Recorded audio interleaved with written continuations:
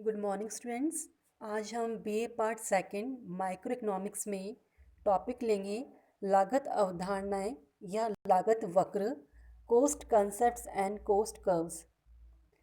तो अर्थशास्त्र में लागत की कुछ अवधारणाएं होती हैं, उन सभी को आज हम पढ़ेंगे। सबसे पहले है मौद्रिक लागतें, मनी कॉस्ट। किसी फर्म द्वारा एक वस्तु के उत्पादन में किए गए कुल मुद्रा व्यय को मौद्रिक लागत कहते हैं।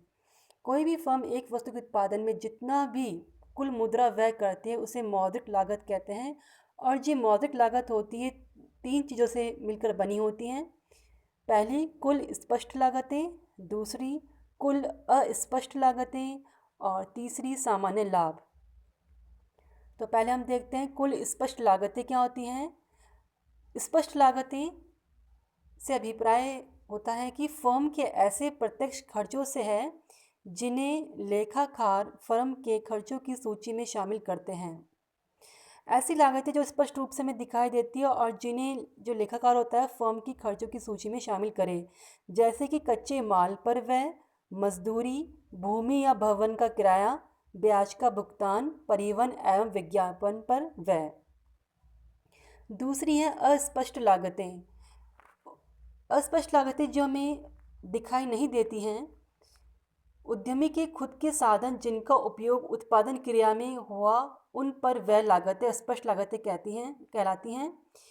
इनकी लागतों को आरोपित लागत भी कहा जाता है क्योंकि इन साधनों का भुगतान बाजार में प्रचलित दर पर होना चाहिए। दिखाई देने से मतलब है कि जो स्पष्ट लागतें हैं उनको हम लेखाकार फर्म की खर्च सूची में शामिल करता है तो हमें स्पष्ट रूप से दिखाई देती हैं। लेकिन ये ऐसी लागतें हैं जिनको शामिल नहीं किया जाता है और इसमें जो खुद उद्यमी है उसकी खुद के साधनों का प्रयोग होता है, जैसे कि उत्पादक द्वारा स्वयं दी गई सेवा की मजदूरी। यदि उत्पादक खुद वहाँ मजदूरी कर रहा है तो खुद अगर कुछ काम कर रहा है तो उसे मजदूरी नहीं मिलेगी। तो खुद के द्वारा स्वयं किया गया कार्य, स्वयं की पूंजी पर ब्याज, उसने खुद की पूंजी लगाई है तो उस पर ब्याज, बिल्डिंग का किराया। अगर वह फर्म है वो स्वयं की बिल्डिंग पर है तो उसको किराया नहीं देगा। तो इस प्रकार से ये जो लागतें हैं वह अस्पष्ट लागतें कहलाएंगी जिनका उपयोग उत्पादन क्रिया में हुआ है और उन पर वह लागतें स्पष्ट कहते हैं। साधन का खुद का उत्पादन में प्रयोग किया है लेकिन अस्पष्ट लागतें हैं। सामान्य लाभ। सामान्य लाभ वह न्यूनतम लाभ है जो किसी उद्यमी के वर्तमान उत्पादन क्रिया के बने रहने के लिए मिलना आवश्यक है। कि सामान्य लाभ मतलब नॉर्मल प्रॉफिट, इतना न्यूनतम लाभ तो मिलना ही चाहिए कि उद्यमी जो है वह वर्तमान उत्पादन क्रिया में बना रहे। नेक्स्ट है वास्तविक लागत, रियल कॉस्ट।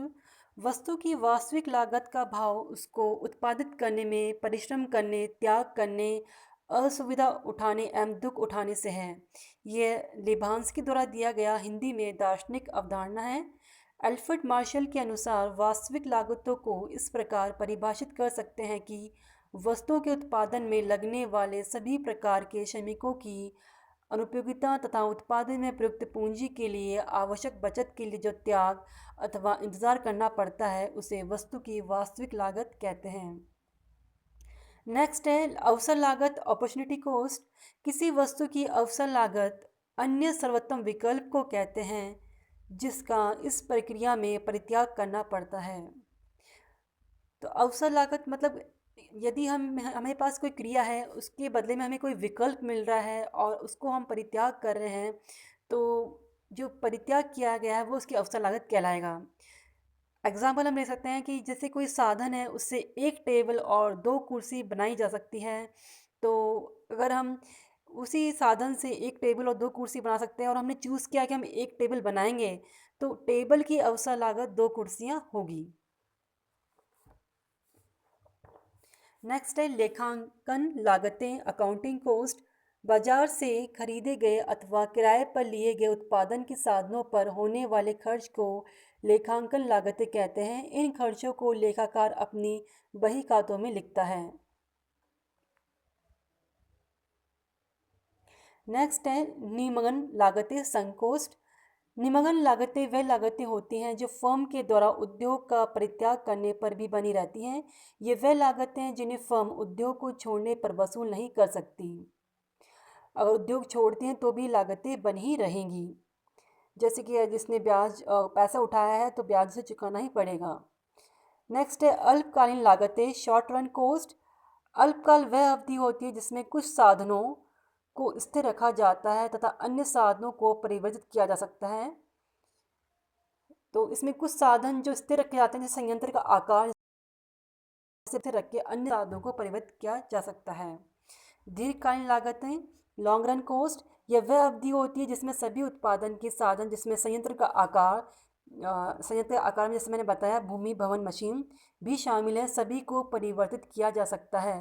तो दीर्घकालीन लागत इतना लंबा टाइम होता है, इसमें उत्पादन के सभी साधनों को परिवर्तित किया जा सकता है। तो ये हमारी कुछ कॉस्ट कंसेप्ट्स हैं जिन्हें आज हमने पढ़ा।